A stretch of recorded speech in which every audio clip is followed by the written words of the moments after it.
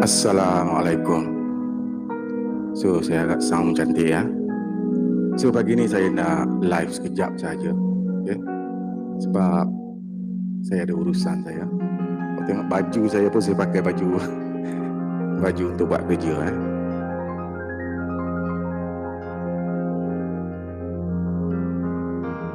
So, pagi ni kita nak ambil iktibar daripada satu cerita.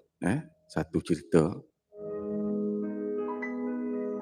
mengenai kelebihan berselawat. Kelebihan berselawat seorang penjaga makam Rasulullah.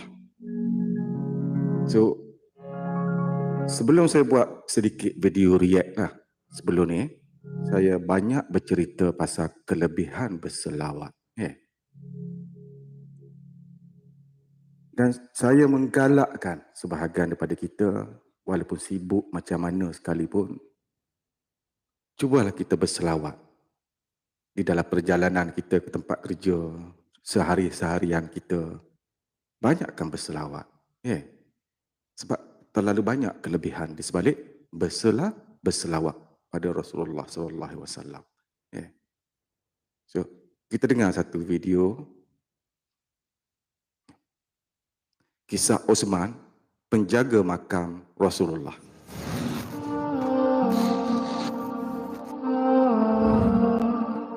Dulu kita di Suriah ada mufti di Damaskus namanya Syekh Adnan Al-Afyuni. Kira-kira setahun lalu meninggal dunia dibom di mobilnya lagi dalam perjalanan dakwah. Sering kemari berapa kali, selalu ke tempatnya Habib Lutfi bin Yahya. Syekh Adnan cerita, dulu ada orang Suriah namanya Abu Adib. Abu Adib dapat rezeki berangkat ke Madinah. Udah kerja, nabung ke Madinah, ngajak 4 orang. Ibu, istri, dan 2 saudarinya, perempuan dua-duanya. Dia laki-laki sendiri, dia berangkat ke Mekah dan ke Madinah. Selesai umrah, dia ke Madinah ziarah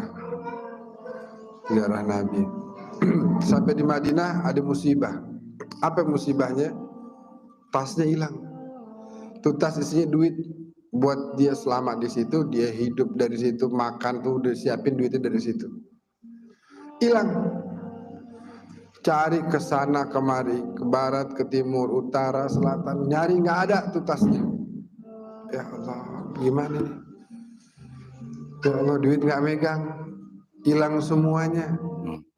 Selepas berusaha simpan duit nak pergi ziarah Rasulullah, so dia hilang duit. So saya tanya sekali lagi, sound okey ke sound? Bagaimana? Dia keingetan dawuhnya para ulama yang mengatakan bahwasanya kalau idza daqat bikal ahwalu yawman fa akthir fi salati ala Muhammad. Kalau seandainya kondisimu lagi sulit, maka perbanyaklah baca salawat kepada Nabi Muhammad sallallahu alaihi wasallam. Dia keingetan tuh, waduh sekarang saya lagi sulit, keliling-keliling hotel, jalanan, gak ketemu tuh tas. Dia keingetan bahwa kalau dalam kondisi sulit, perbanyak aja baca salawat. Perbanyak aja baca salawat. Baca salawat itu luar biasa. Siapa orang salawat 1 kali, Allah salawat 10 kali. Siapa orang salawat 10 kali, Allah salawat 100. Siapa orang salawat 100, Allah salawat 1000 kepada dia. Siapa orang salawat 1000, hurrima jasaduhu minan nar, maka diharamkan jasadnya masuk ke dalam neraka. Orang salawat 1 hari 1000 kali bisa istiqamah, maka gampang kok 1000. Dulu kiai-kiai dulu tuh kalau ditanya, gimana santri-santri? Ini santri pada malas. Kenapa? Masa baca tahlil sehari cuma bisa 5000 kali? So, orang-orang yang selalu berselawat, istiqamah dalam selawat. Paling malas sekalipun, bukan 300 lah. bagi saya elok 1,000 lah sebenarnya. 1,000 ni sekejap saja, tak sampai sejam tengah malam. Sambil tengok TV, mata tengok TV, tangan bergerak. Allahumma salli ala Sayyidina Muhammad wa ala ali Sayyidina Muhammad. 1,000 sambil tengok TV saja. Sambil tengok anak tengah bermain. So 1,000 saja, sekejap saja. Sambil driving kereta ke tempat kerja pun boleh berselawat. So banyak manfaat di sebalik selawat.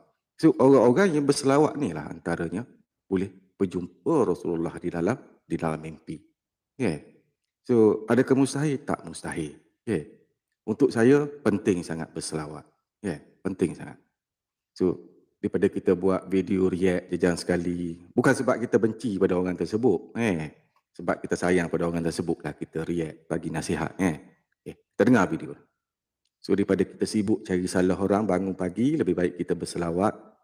So lebih baik saya dengar, saya selalu tonton video. So video-video yang saya buat ni, mana video-video ni saya tonton. So bila saya tonton, bila nampak sesuai pada yang umum, saya sampaikan untuk manfaat semua, bukan untuk diri saya sahaja. Dulu itu dianggap malas tuh. Kita 15 kali aja jarang. Ini 5.000 rutin tiap hari dibilang malas. Kata siapa tuh di Jawa Tengah ada kiai, wah kalian pada jadi orang bangkrut semuanya, bangkrut. Kenapa? Kata yang lain tanya kenapa? Ini nggak bisa baca tahlil cuma 5.000 doang, baca la ilaha illallah setiap hari. Malu di hadapan Allah cuma baca 5.000. Nah ini selawat 1.000 kali azim, punya pengaruh yang luar biasa. Kalau kita udah dawamkan tuh, kita nggak bakal bisa lewat, nggak bakal bisa kita lepas nih. Seperti hutang nanti. Kalau orang udah banyak selawat sama Nabi, dia bakal dekat sama Nabi, bakal dikenal sama Nabi, dikenal. Nah orang ini datang ke Ar-Raudhah Asy-Syarifah, datang ke antara makam Nabi dan mimbarnya. Di situ adalah tempat turunnya wahyu Allah. Di situ adalah kata Nabi sebagai raudhah min riyadil jannah, taman surga yang ada di bumi. Akhirnya itu orang datang ke situ bacain selawat dengan niat supaya nih masalah yang dia lagi hadapin bisa dapat jalan keluar. Kesian ibunya, bininya, saudarinya 2. Dia pikir bagaimana, udah dia datang situ dia bacain salawat aja. Allahumma shalli ala Muhammad wa ali Muhammad. Allahumma shalli ala sayyidina Muhammad wa ali sayyidina Muhammad. Allahumma shalli ala sayyidina Muhammad wa ali sayyidina Muhammad. Begitu.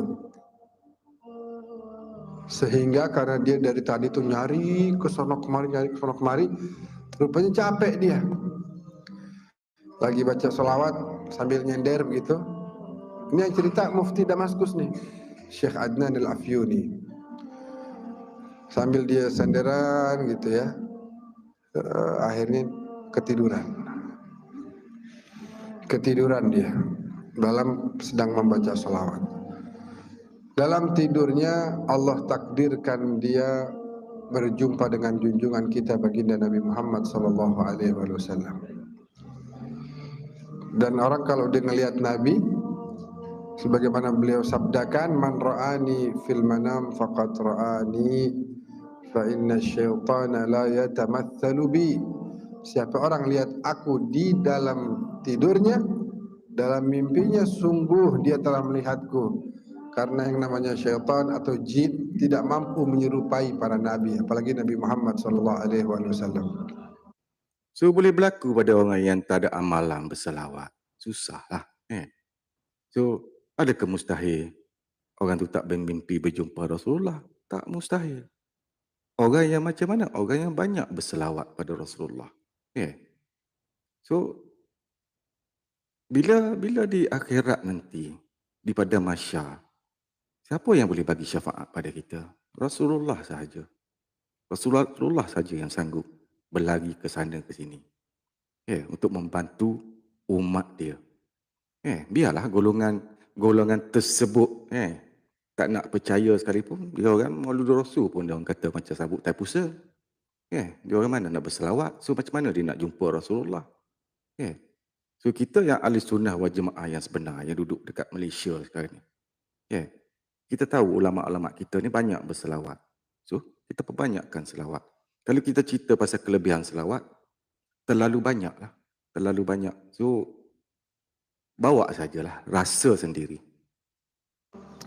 Nabi bilang, ya Aba Adib, wahai Aba Adib, ya Rasulullah, tamu antum, ana tamu antum, ana gharib, anda datang dari jauh, nggak kenal orang, siapa-siapa di sini nggak tahu. Datang bawa bekal buat makan, buat tinggal di sini, hilang.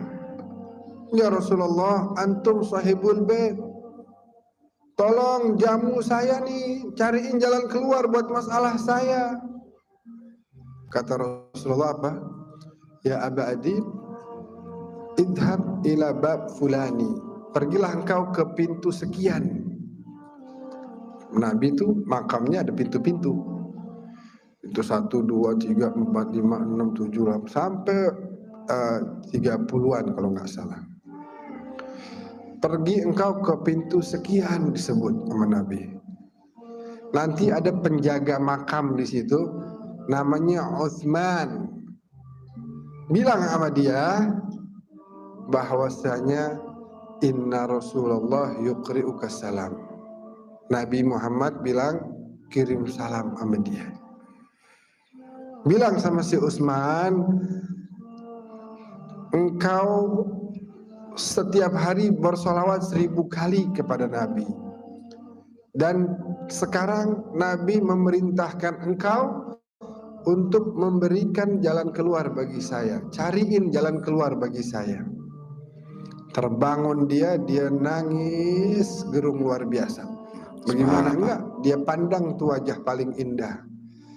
Dia dengar tuh suara paling merdu.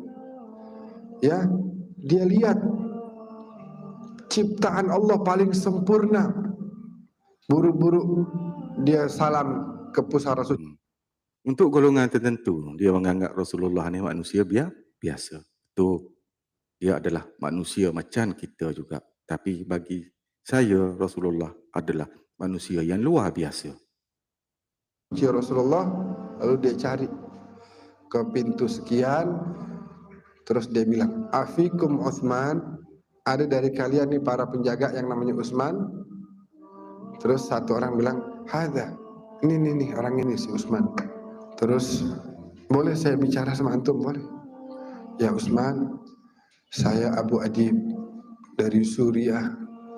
Baru aja saya dalam mimpi melihat Rasulullah dan Rasulullah ngirim salam buat antum. Rasulullah bilang solawat antum yang 1000 kali tiap hari beliau terima. Dan Rasulullah perintahkan antum untuk mencarikan jalan keluar untuk saya. Itu yang namanya Utsman nangis-nangis. Terus dia bilang, sini, kita ngobrol di kantor saya. Coba cerita gimana? Diceritain lagi. Ya Utsman, saya Abu Adib dari Suriah. Barusan mimpi ketemu Nabi kirim salam sama antum. Nabi bilang sholawat yang 1000 Nabi terima. Dan Nabi minta sekarang antum carikan jalan keluar bagi saya. Antum ke rumah ana, ayo antum ke rumah ana. Saya suka Ustaz ni. Walaupun dia daripada Indonesia, saya suka dengar ceramah-ceramah dia. Cara gaya dia bercakap memang lemah lembut. Okay. So, kita dengar pun seronok. Cara percakapan. So, Allah tak bagi cara-cara percakapan saya seperti beliau. Okay. Di mobil ditanya lagi, gimana ceritanya? Wahai Utsman, anak Abu Adib dari Suriah. Ini 3 kali udah nanya nih. Saya mimpi ketemu Rasulullah kirim salam sama antum. Nabi bilang sholawat antum yang 1000 udah beliau terima. Nabi minta antum carikan jalan keluar buat saya. Sampai di rumahnya disiapin makan. Sebelum makan ditanya lagi gimana ceritanya. Diceritain lagi. Selesai makan ditanya lagi. Lagi minum teh ditanya lagi. Akhirnya kata si Abu Adib, udah dah. Capek juga nih. Ente percaya apa enggak sih? Tadi ada cerita udah berkali-kali. Gini aja deh, ente kalau mau percaya ahlan wa sahlan, silakan carikan jalan keluar. Tapi kalau ente nggak percaya, izinkan anak pulang aja. Mungkin ente anggap anak ini bohong, tapi emang begitu. Anak Yalah, tanya bukan sekali, berpuluh kali tanya, tak larat tak jawab. Kenapa agaknya dia sibuk bertanya, sampai berpuluh kali bertanya? Agak-agak lah. Kalau awak sendiri lah, bayangkan kalau awak sendiri, awak berselawat 1,000 satu hari lah, kata paling sikit. Tiba-tiba orang datang pada awak, ada manusia yang entah daripada mana datangnya, tanpa awak kenali, datang pada awak. Dia kata, saudara, selawat yang saudara bawa 1,000 satu hari itu, Allah sudah terima. Macam mana agaknya? Macam mana agaknya? So, macam mana dia tahu kita berselawat? Kalau kita betul-betul berselawat dengan istiqamah. Kita dengar apa? mimpi tadi begitu, apa adanya Anda sampaikan. Kata si Utsman, laqad saddaqtuka min marratil ula.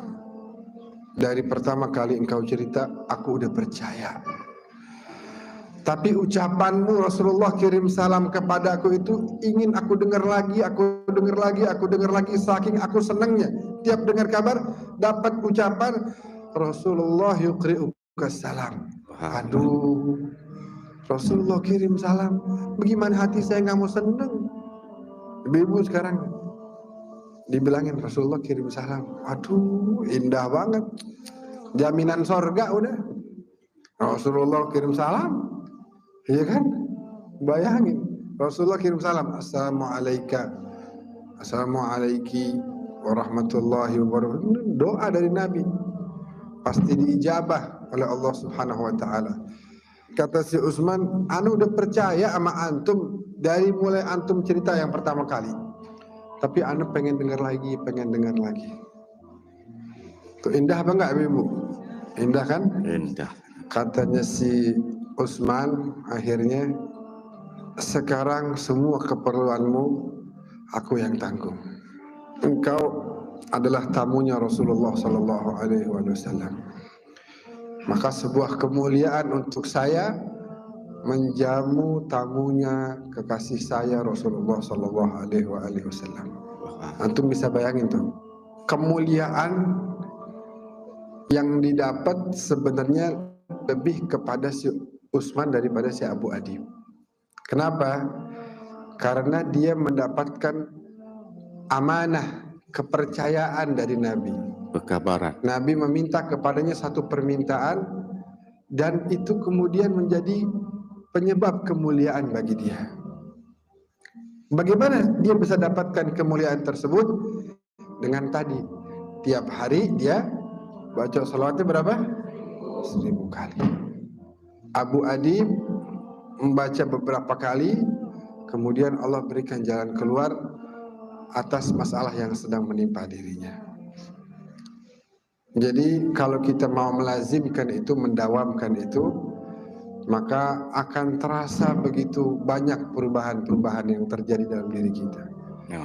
Baik itu yang So, awak bawa dulu 1000 kali satu hari. Bawa dulu. Istiqamah kan. InsyaAllah dalam 2 minggu lebih, awak akan rasa satu perubahan pada diri. Mungkin kalau awak pemarah, awak akan lebih lembut sikit. Kalau awak jenis gopoh, awak dah kurang gopoh sikit. Itu antara satu contoh yang sikit lah. Bawa dulu, rasa sendiri. Awak akan merasai perubahan pada diri awak kalau awak bawa dengan istiqamah. sifatnya zahir, rezeki kita, kesehatan kita, perjalanan usaha kita, bisnis kita, semuanya akan mendapatkan kemudahan demi kemudahan. Ataupun batin kita. Karena dengan salawat Nabi tinggal di hati kita, maka Nabi nggak akan pernah bersatu dengan yang namanya rijis. Kotoran-kotoran akan hilang dari hati kita. Subhanallah. Kenapa? Karena Allah tidak mungkin menyatukan Nabi dengan kotoran. Kalau sudah Nabi tinggal berada menetap di hati kita, itu yang namanya sifat hasud, yang namanya iri, dengki dan lain sebagainya akan hilang. Yang akan menetap di hati kita adalah cahaya dari junjungan kita baginda Nabi. So bila awak selalu bawa selawat dengan istiqamah, sekeras mana hati awak sekalipun, bila awak dengar je cerita pasal Rasulullah, awak akan rasa sedih, awak akan rasa hibur, awak akan rasa kasih dan sayang pada Rasulullah. So kalau awak tak bawa, macam mana awak nak rasa? So kita yang duduk jalan ilmu tauhid ma'rifatullah, daripada amalan-amalan yang lain kita bawa zikrullah, ingat Allah, banyakkan berselawat, rasa sendiri. So kalau kita cerita macam mana sekalipun, tak ada orang nak percaya. Muhammad sallallahu alaihi wasallam. Amin ya rabbal alamin.